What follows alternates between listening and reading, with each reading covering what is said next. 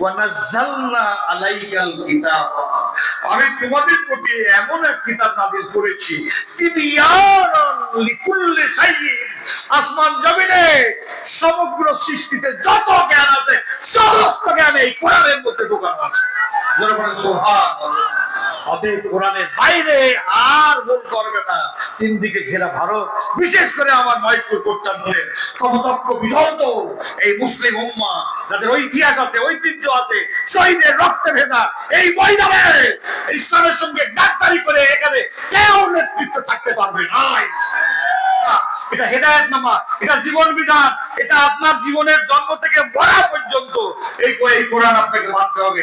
যদি কোরআন আপনার চিন্তা, আপনার চেতনা, আপনার কামনা, আপনার বাসনা, আপনার ঈমান, আপনার আকীদা, আপনার মগজ যদি সর্বাবস্থায় যদি কোরআন না থাকে, আপনি মুসলিম না, আপনি মুসলিম না। আর যারা কোরআনের পথে বাধা দিয়েছে তারা কেউ মুসলমান না।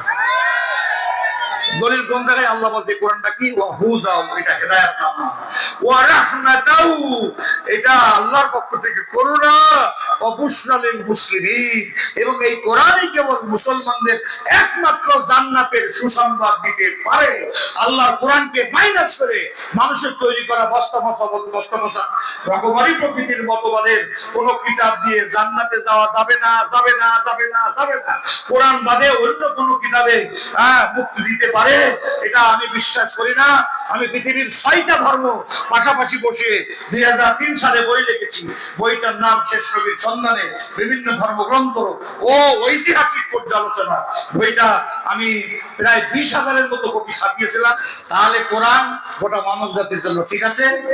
তাহলে কোরআন যদি রাষ্ট্র ক্ষমতায় আসে, কোন সংখ্যালঘু অমুসলিম অত্যাচারিত হবে, অত্যাচারিত হবে। অবৈধ সম্পদ অর্জনের জন্য হাওর বাওর মাঠ ঘাট হাট নিয়ে কোন অবৈধ কার্যক্রম চালানো যাবে? যাবে না। আমরা অনেক দেখেছি। আমরা আল্লাহর কিতাবকে দেখতে চাই, নবীর সুন্নাহকে দেখতে চাই, কারণ এই দুটো জিনিস শ্রেষ্ঠ। আল্লাহ তাআলা বলছেন, আল্লাহ নবী, এটা হযরত জাবির রাদিয়াল্লাহু তাআলা আনহু থেকে বর্ণিত। আন জাবিরিন রাদিয়াল্লাহু তাআলা আনহু ক্বালা ক্বালা রাসূলুল্লাহ সাল্লাল্লাহু আলাইহি ওয়াসাল্লাম ইন্না খায়রাল হাদিসে কিতাবুল্লাহ ওয়া খায়রাল হাদিয়ি হাদিয়ু মুহাম্মদ সাল্লাল্লাহু আলাইহি ওয়াসাল্লাম, রাওয়াহু মুসলিম। আল্লাহ রাসূল বলেছেন যে নিশ্চয় সবচেয়ে উত্তম হেদায়েত, সবচেয়ে উত্তম হেদায়েত, গোটা মানব জাতির হেদায়েত একাকার করলেও কোরআনের দশম পরিমাণ হেদায়েত হবে না। কি কথা ঠিক বেটে? এই কোরআন হলো সর্বশ্রেষ্ঠ হেদায়েতনামা, আর এর নবী যে হেদায়েত দিয়েছেন সেটা সর্বশ্রেষ্ঠ হেদায়েত। এটা সর্বশ্রেষ্ঠ কিতাব, আল্লাহর বাণী, সর্বশ্রেষ্ঠ আল্লাহর বাণী, কারণ এটা সমস্ত আসমানি কিতাব এই কিতাবের মধ্যে আল্লাহ দিয়েছেন। যারা বলেন সুবহানাল্লাহ। তাহলে এই কোরআন হাদিস মানতে কারা কারা রাজি?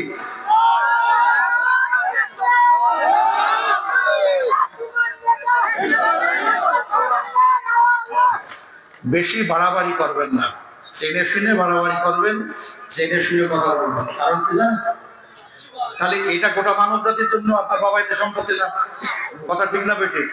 হ্যাঁ, আল্লাহ রাসূল সাল্লাল্লাহু আলাইহি ওয়াসাল্লাম তার নিজের লিখিত চিঠি ছাপ্পড় মেরে 8টা রাষ্ট্রপতির কাছে পাঠিয়েছিলেন। তার একজন আমর ইবনে উমাইয়া রাদিয়াল্লাহু তাআলা আনহুকে আমহারিক ভাষা শিখিয়েছিলেন। আমহারিক অর্থাৎ মুসলমানদের প্রথম হিজরত হয়েছিল আবিসিনিয়ার বাদশা নাজ্জাশীর দরবারে। রাসূল বলেছিলেন সেখানে যেতে, ইথিওপিয়ার সাগর, লোহিত সাগর পাড়ি দিয়ে। বর্তমান নাম ওই দেশটার ইথিওপিয়া। এখানে 101 জন হিজরত করে। তাহলে এই জাফর বিন সাদিক রাদিয়াল্লাহু তাআলা আনহুকে যখন জিজ্ঞাসা করা হলো যে তোমাদের নবী কেমন নবী, উনি সব বর্ণনা দিলেন। আবু সুফিয়ান যে বসে আছে নবীকে নিয়ে যাবে। তাহলে আজকের আবু সুফিয়ানরা আমরা যদি ইন্ডিয়ায় যাই, আমাদের কি ইন্ডিয়ার জায়গা আছে নাকি? আমাদের তিনদিকে ভারত, একদিকে মায়ানমার। ইসলামী আন্দোলনের লোকেদের ভারতে জায়গা আছে, মায়ানমারে জায়গা আছে, বঙ্গোপসাগরে জায়গা আছে। তাহলে এই দেশেই তাদের জানমাল রক্ত ব্যয় করে আল্লাহর মানব, আল্লাহর কালেমার মানব সেবার জীবন্ত পতাকা উত্তোলনের পথে আমরা আজীবন আমৃত্যু লড়াই চালিয়ে যাবো। আমরা দুনিয়ার কাউকে পরোয়া করি না। কি কথা ঠিক না বেটে? তাহলে এইটা আমাদের আসল ঠিকানা, যে আল্লাহ নবী আমহারিক ভাষা শিখিয়ে দিলেন দোভাষী হিসেবে। আবিসিনিয়াতে মানে জাফর বিন সাদেককে বলা হলো ঈসা বিন মারিয়াম সম্পর্কে এবং ঈসা আলাইহিস সালাম সম্পর্কে আপনাদের নবীর বক্তব্য কি? তখন হযরত জাফর বিন সাদেক রাদিয়াল্লাহু আনহু এটা সূরা আল মারিয়াম তেলাওয়াত করলেন। খ্রিস্টান বাদশার সমস্ত চোখ দিয়ে অশ্রু ভিজে পড়ছিল। আর এর অনুবাদ করে দিয়েছিলেন, এর ব্যাখ্যা করে দিয়েছিলেন আমর বিন উমাইয়া রাদিয়াল্লাহু তাআলা আনহু 610 থেকে 612 সালের মধ্যে মাওলানা সাহাবী। আল্লাহ নবী তাকে আমহারিক ভাষা শিক্ষা করতে বললেন। ওই দেশের মাতৃভাষা আমহারিক, তাই তাকে কোরআন তাফসীর করার জন্য তাকে পাঠানো হয়েছে। নবী যদি বাংলাদেশে কোনো ডেলিগেশন পাঠাতেন, কোনো ডেলিগেট টিম পাঠাতেন, তাহলে আমাদের বাংলা বোঝার বাংলার দোভাষী মুফাসসির পাঠাতেন না? পাঠাতেন না?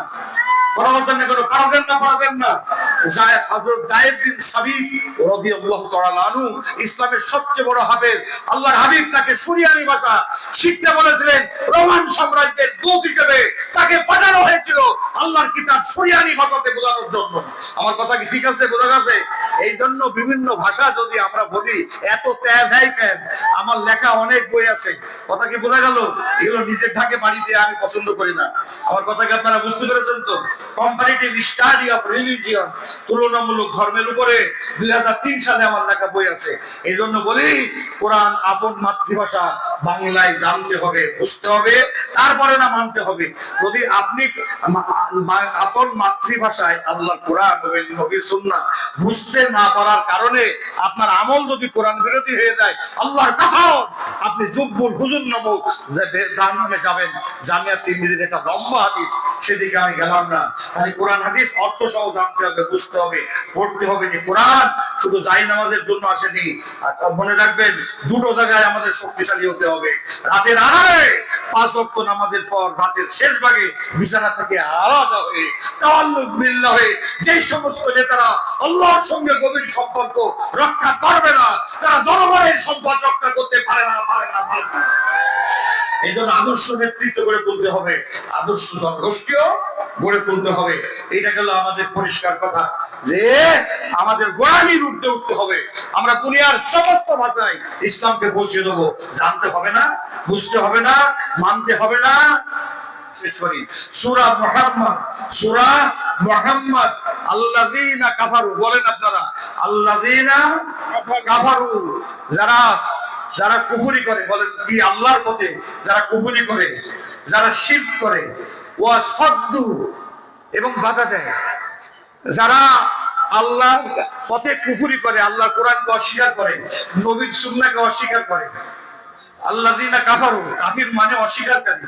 যদি এই কাফেরের বাচ্চা তাহলে রাগ হবে।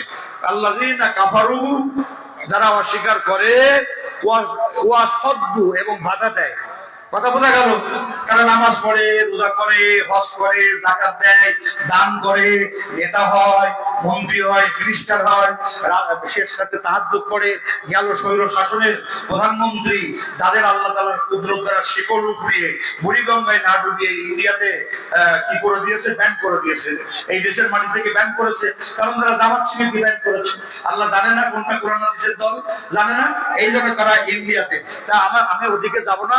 রাজনীতি সকল দলের ভালোবাসা নেই, যে কথাটা বলতে চাচ্ছি, আল্লাযীনা কাফারু, যারা অস্বীকার করে আল্লাহর দ্বীনকে, ওয়া সাদ্দু বাধা দেয়, আন সাবিলিল্লাহ, আল্লাহর পথে, আল্লাহর রাস্তায়, দেওয়ানি আইন, ফৌজদারি আইন, কোরআনের বিচার ব্যবস্থা, রাষ্ট্র ব্যবস্থা, এইসব বাস্তবায়নে যারা বাধা দেয়, আমি আল্লাহ বলছি,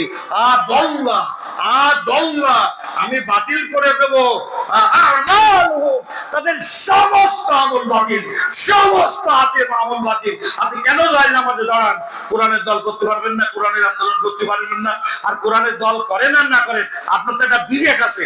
কোরআনের পথে, নবীর পথে আপনি থাকতে পারবেন না, তাহলে কি নামাজ? ওটা আল্লাহ বলতে ওই নামাজ, ওই উল্লাহ, হজ, যাকাত, আদাল্লাহু আমাল, সমস্ত আমল বাতিল করে দেব। সূরা মুহাম্মদ, আল্লাহর কসম, সূরা মুহাম্মদ আয়াত নম্বর 1 শেষ। আমার শেষ হয়ে গেছে, আমার দরকার নেই। এইভাবে অনেকগুলো আয়াত আছে, আমি এখন বলছি না। তবে সূরা আলে ইমরানের 21 থেকে 23 পড়ে নেবেন। তারপরে সূরা মুহাম্মদের 1 নম্বর পড়ে নেবেন। সূরা হাক্কা 38 থেকে 43 পড়ে নেবেন, সূরা আল বাকারা এভাবে পড়তে থাকেন, দেখতে পারবেন কোরআন এসেছে শুধুমাত্র মুখ ব্যবহার করে অন্য ধর্মের মতো পড়ার জন্য না, কোরআন এসেছে বাস্তবায়নের জন্য।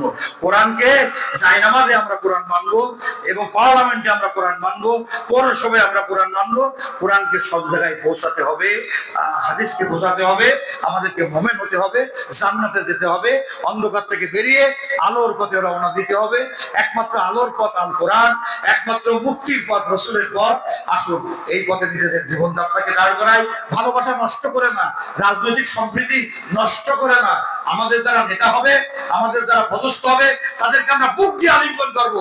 আমাদের কোনো হিংসাবাদ দিতে হবে, আমাদেরকে সহমর্মী হতে হবে। আমাদের এখানে সবার অবদান আছে, যারা এখানে আছেন, আমার সভাপতি মহোদয়, আমার অবদান কম করে দেখেন, আমাদের সভাপতি মহোদয় সহ যে সমস্ত নেতৃবৃন্দ আছে, আসলে সকলে মিলে কাঁধে কাঁধ মিলিয়ে ভালোবাসা দেব সকলে মিলে এইখানে আমরা সকলে রাজনীতি করব। আল্লাহর যা ফয়সালা তাই হবে। আল্লাহ আমাদেরকে কবুল করুন। আমি আমাদের কল্যাণ কামনা করে, সকলের সুস্থতা কামনা করে আমার কথা আমি শেষ করছি। আমিন। আসসালামু আলাইকুম ওয়া রাহমাতুল্লাহি ওয়া বারাকাতুহু।